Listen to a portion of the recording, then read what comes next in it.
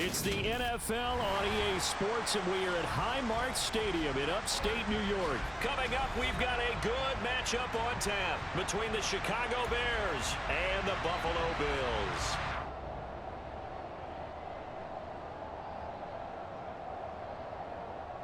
And we are underway in Buffalo. What up, what up, what up, what up, YouTube? Back again with another video.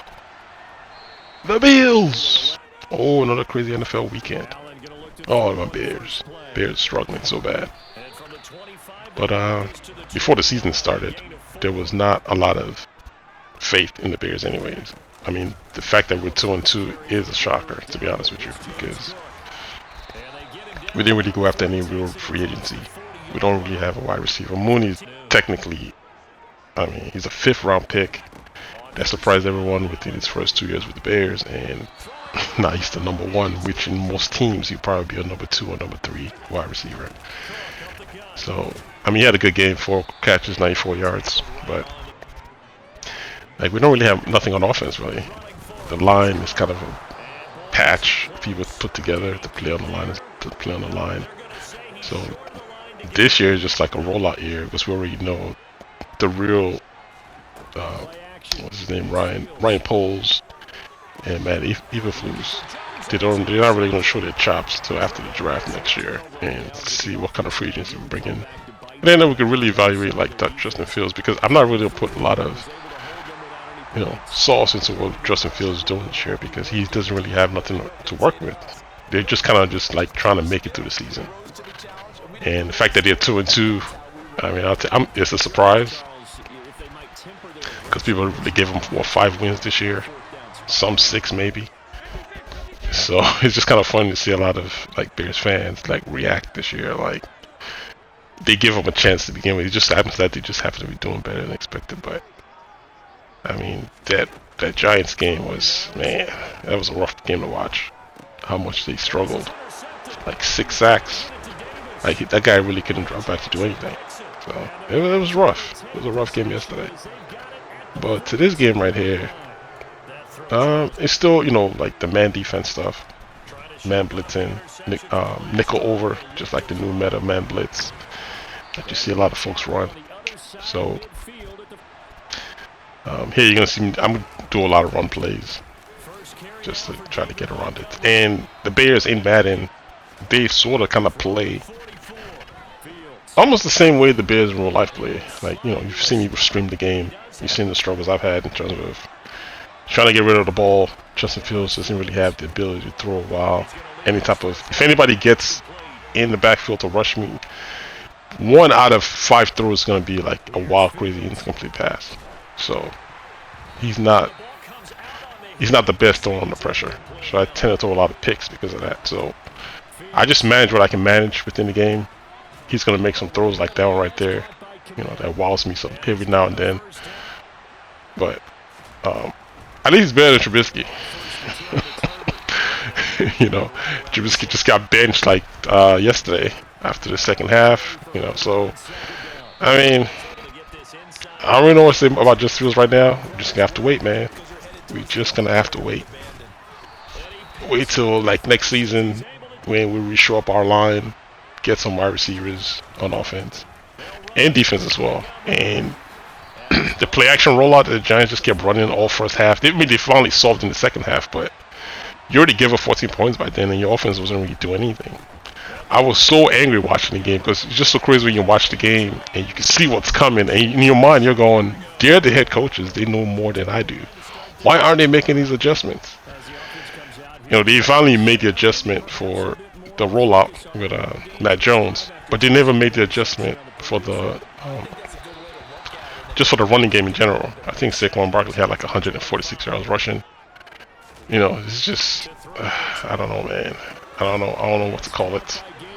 But that rollout was killing us. I mean, it got so bad because he knocked out Matt Jones in the second half, because like I said, they figured out the rollout. And the rollout is where he injured his ankle, because Brisket caught him trying to roll out again. He sacked him for like a 6-yard loss or something, and he injured his ankle. And when he injured his ankle, they brought in I forgot whoever their backup is. They brought him in, and we knocked him out of the game. And then they went to the Wildcat because he had no quarterback. So I'm like, and it was still sort of kind of like trying to like basically just like manage to the end of the game. And we got in the red zone. I mean, Justin Fields threw pretty well. Well, he didn't. I won't say pretty well, but he threw enough to get us wins. We got in the red zone 4 times and kicked 4 field goals. So you can. That means you couldn't score. You got into the red zone. You drove down. That means you were moving the ball. You get into the red zone. You stall out 4 times. Not one touchdown. One touchdown would at least give us a tie game or something. And those rollouts in the first half killed us because, like I said, Matt Jones scored 2 touchdowns off just rollouts, just play action rollouts. The Bears couldn't find out where the ball is. You keep because they're so they couldn't stop Barkley, Saquon Barkley all game. Matt Jones just kept rolling out and gashing us. It was the most frustrating game to watch. That whole first half, I was so freaking angry. But you know, the Bears have really done a good job adjusting in the second half. Like we really haven't all year. We haven't given up a touchdown in the second half, which is what they did. They stopped them in the second half. They only gave up 3 points. But you know, by the time it's too late, I mean, you already gave up 14 points already, and your offense isn't scoring. So, and then you know, Velus Jones fumbles the punt at the end to give us that one last drive, and then that's basically just seal the game. So, really frustrating game to watch, to say the least. And that was a game I think they could have had a chance to win. They could have been 3-1 today, but now we're 2-2, and you know, it's rough. It's just rough season. A lot of coulda, shouldas. So here I'm starting to like just run the ball down in the second half. I'm like, all right, let me just go ahead and run the ball because he's technically kind of been blitzing me all game, so I can't really get off like how I need to get off. Like you can see, he's gone all the way into nickel over. Man blitzing. So, and you can see he's stopping the run. And when I go to go pass, you see what happens here. Nobody open. And that's my wild throw. Anybody gets in the backfield, inaccurate passes from Justin. So I think I'm going to hit that punt here. No, I think I was mad. Yeah, you know, I get mad sometimes. And I'm like, I'm going for it. But he's playing zone here, and he got really everything covered. And then I throw a pick and kind of get him back in the game. That happens to me sometimes when I'm playing like Madden. I get frustrated because of how my opponent pretends to play sometimes. And I do crazy things because they just get on my nerves. I was playing this one guy the other day, and he was, no matter what, he was not going to pass the ball. I have the gameplay. It was like a friend on my friends list just wanted to play a game. And I'm like, man, so at the end of the game, I was like, so you just weren't going to run the ball? I mean, you just weren't going to pass the ball. And he's like, well, I like running. He's like, because he really didn't know how to pass. So he's like, I can't really blame the guy. And that's how it tends to, you know, it can be like that in Madden sometimes. You get into opponents on ranked games, and you think they're trying to frustrate you sometimes, but if you get a chance to talk to some of them, it's like, that's just all they know how to do. Some of them don't know how to pass. You know, so they find run plays, and they just run. So, you know, they can get frustrating just watching it. But yeah, I was playing them, and I mean, at the end, they felt like he was almost going to beat me, but I found a way to come back and score. And then I got into a situation where he had to pass, and then he threw another pick, and then I kind of extended the lead. So basically, it was just like I just hung out throughout the whole game until I could, like, you know, find a way to beat him. And what kept him in the game was he was running, and then it was hard for me to stop the run. Kind of like the way the Bears game was. It was so hard for me to stop the run that at times I would do a run commit. And I think one time on a run commit, he had me on the pass play, and it's tight end, and he scored a touchdown. And I was just like, man, all because I was so worried about the run. Kind of like the way the Bears were this past weekend. So worried about the run that the bootleg was just like Matt Jones on a bootleg twice in the red zone, bootleg, wide open touchdowns. Like in the NFL, how does that happen? If you get to watch the highlights again, you're just like shaking your head. You know, but like I said, they knew what the errors were. They eventually fixed it. And like I said, because they fixed it, it was the same play. They tried to run another bootleg in the second half, and it's that same bootleg that got Matt Ryan injured.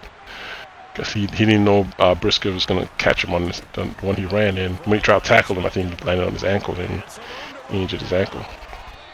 So, but it was, like, you know, as a Bears fan, it was one of the most frustrating games to watch because I swear I kept telling myself, just like I always say in my videos, like, I mean, I know it's a video game, but it's still, you see the tendencies of your opponent and you're just like, why aren't you adjusting? Why aren't they adjusting? Like, I don't coach, so I don't know why they're not adjusting.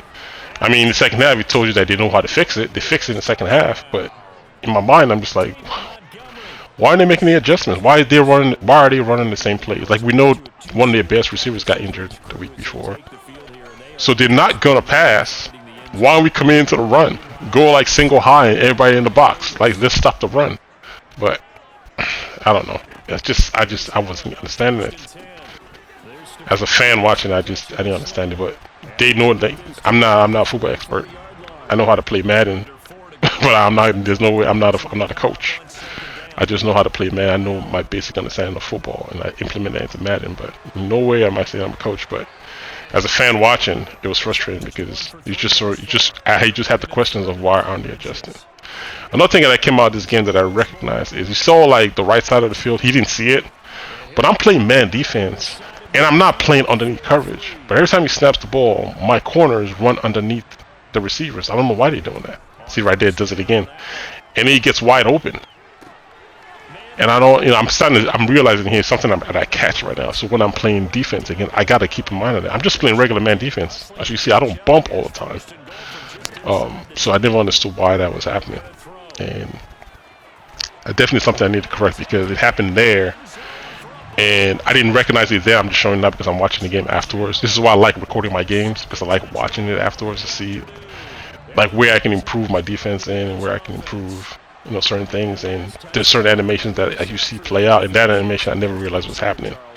It's just I think people just weren't seeing it. And because it happened twice in this game, and I didn't play underneath coverage, it's like, oh, something I really got to watch out for. Because in this game, it almost cost me. So I'm still up. He fumbles the ball here on 4th down. Go ahead and take it out and kick it back to him. And because he's in his 5 wide, I'm just trying to play like kind of the time, and I'm just playing contained man defense. I'm not really bumping because I know my receivers aren't the best at bumping. I don't want to. What I was trying not to do is give up over the top, the route beating things. So I'm trying to blitz here just to get him to throw the ball out fast, which is also wastes time. It's almost like a run play. It almost wastes time as well, but he's out of bounds here. And then he's going to go back to it again. I'm just trying to get him to throw the ball fast. If he throws it out to the sideline fast, I can pick it off, but the whole idea for doing this is just to get him to throw the ball. Get rid of the ball, tackle and let the time run. Basically what I'm trying to do here. He's just had 2 timeouts. He's not using it yet. He's going to use one of them here. And here's the play again where I found out what was happening because I just didn't understand how that guy got over right there. I'm trying to jump the slant, anything coming down the middle of the slant, but I didn't realize my corner on the right side is going to do this. I didn't realize he's going to do that. So he basically just gave up the top willingly. And only the 2 outside corners do that. You saw the slot didn't do that. The slot guys didn't do that. Just the outside corners on both sides did that. So that means pick up something from every game. I could have just quit the game and left, but sometimes you gotta keep playing, man. You never know what's gonna happen. Another thing I like to do on special teams, people like doing this push kick, kickoff thing, is I put my actual returners. I put them in the second slot.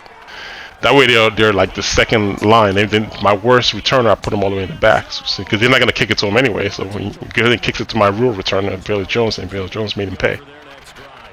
So I know that to piss him off. So now you have 22 seconds, 1 timeout, and like I said, just keep him in play, burn that timeout. You can catch that all day, every day. But you're not going deep. You can't really beat anybody deep anymore. So throw it deep and pick it off and seal this game.